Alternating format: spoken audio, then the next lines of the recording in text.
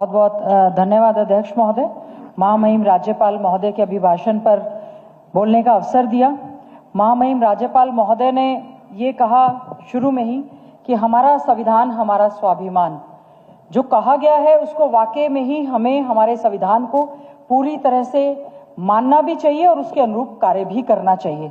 Doctor Bhimrao Ambedkar ji ने कहा, शिक्षा वो शेरनी का दूध है, जो पिएगा वो दहाड़ेगा जरूर।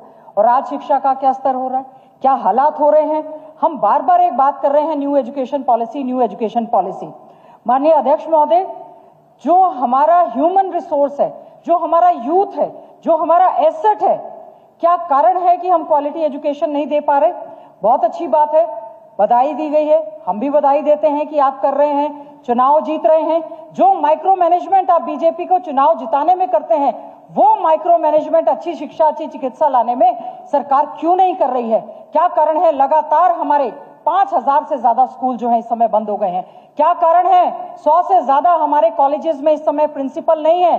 क्या कारण है शिक्षा का अधिकार कानून लागू होने के बावजूद भी, फ्री एंड कंपलसरी एजुकेशन होने के बावजूद भी हमारे स्कूलों में बच्चों की संख्या लगातार हमारे ड्रॉप आउट होता जा रहा है। क्या कारण है न्यू एजुकेशन पॉलिसी।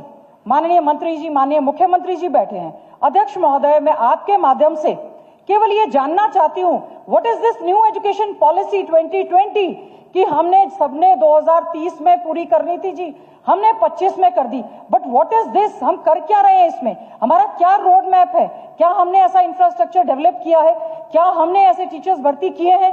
दुर्भाग्य है कि 5000 जो स्कूल हमारे बंद हुए हैं, 400-500 स्कूलों में टीचर ही नहीं है, कईयों में बच्चे भी नहीं है। There is a mismatch.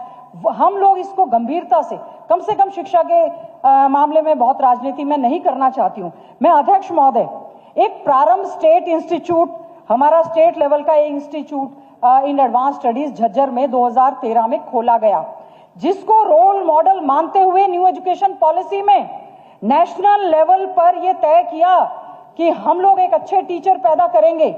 BA, BCom, BSc plus BEd का इंटीग्रेटेड कोर्स सर सबसे पहले Haryana was the pilot state in the country. हम लोग जब लेकर आए, मैंने 10 बार सर प्रश्न लगाया और इस बार भी प्रश्न लगाया।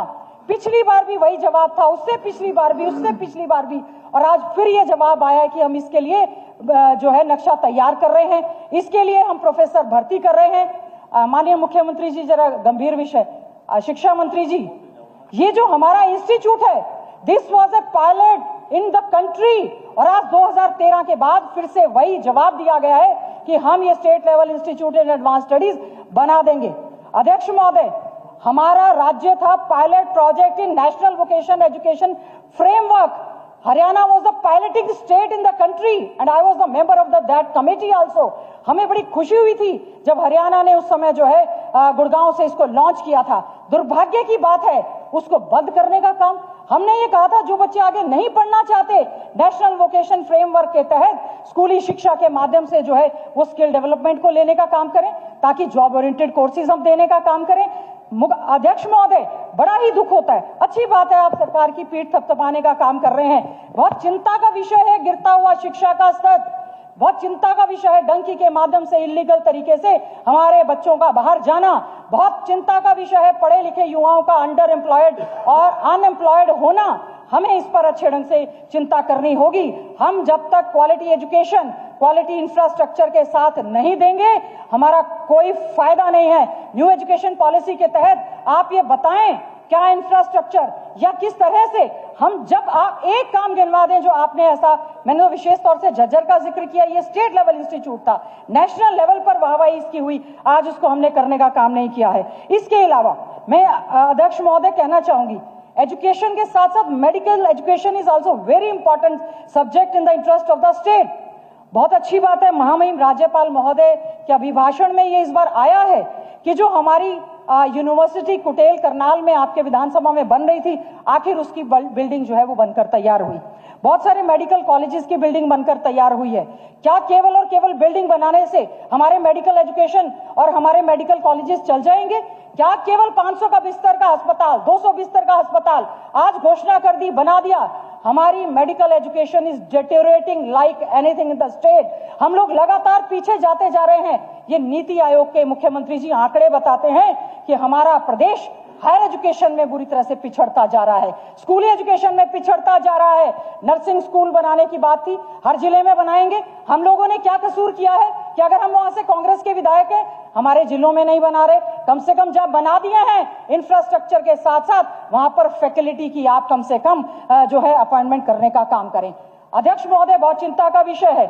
पिछली बार अभी जो हमारी एमबीबीएस की भर्ती होती है, पहली बात तो नीट के एग्जाम जब हुए, पेपर लीक हुआ, नीट के हमारे स्टूडेंट जो है लगातार धरना प्रदर्शन करते रहे, उनके ऊपर सरकार ने लाठीचार्ज करने का काम किया। और अब की बार तो जो एमबीबीएस के पेपर जो लीक हो रहे हैं, हैरानी की बात है। कहां से हम डॉक्टर अच्छे पैदा करेंगे? अगर इस तरह से पेपर चीटिंग करके डॉक्टर्स बनेंगे तो हमारे बच्चों का भविष्य मैं समझती हूं ज्यादा सा उज्जवल नहीं है। हमारे लिए ये बहुत ही खतरनाक एक विषय है। और अध्यक्ष महोदय, मेडिकल, पैरामेडिकल, मेडिकल असिस्टेंट हमें चाहिए, वाइस चांसलर चाहिए, डायरेक्टर चाहिए, सुपर स्पेशलिटी हमें कैडर चाहिए, नहीं है। हॉस्पिटल्स एकमात्र जो है हमारे रेफरल सेंटर्स बनकर रह गए हैं। ये बहुत ही चिंता का विषय है। अध्यक्ष महोदय, बहुत सारे विषय ऐसे आए, हमें ये सोचना होगा। लॉ एंड ऑर्डर की स्थिति बद से बदतर जो हालात होते जा रहे हैं, ये चिंता का विषय है और इस पर गंभीरता से लेनी चाहिए। हमारे जो अनएम्प्लॉयड यूथ हैं, नशे की चपेट में जो जाते जा रहे हैं, उसके लिए सभी को मिलकर एक प्रयास करने का काम करना चाहिए। अमृत सरोवर योजना को लेकर आज कहा गया, मैंने पिछली बार भी ये पर अध्यक्ष महोदय, सभी विधायकों ने, ये काम केवल हमारा विपक्ष का नहीं है, ये अगर विपक्ष कोई बात कहता है उसके मायने हैं, सुधार होना चाहिए। वहां पर एक साइंटिस्ट ने जो है वहां पे हरियाणा को आगे बढ़ाने के लिए, नशे पर कंट्रोल करने के लिए और न्यू एजुकेशन पॉलिसी पर मेरा अनुरोध है अध्यक्ष महोदय, इस पर चर्चा होनी चाहिए। पता चलना चाहिए कि क्या ये शिक्षा नीति है और हम लोग क्या कर रहे हैं। और जो स्कूल बंद हुए हैं, आधी मिनट में अपनी वाणी को विराम दूंगी। अध्यक्ष महोदय, जो स्कूल बंद हुए हैं या जो मर्ज हुए हैं, 1203 जैसे इस साल मर्ज हुए हैं, तो मेरा अनुरोध है जो वो इंफ्रास्ट्रक्चर है उसका हरियाणा सरकार जो है वो क्या करेगी, उसका हम क्या यूटिलाइजेशन करेंगे। इन्हीं शब्दों के साथ आपका बहुत बहुत धन्यवाद।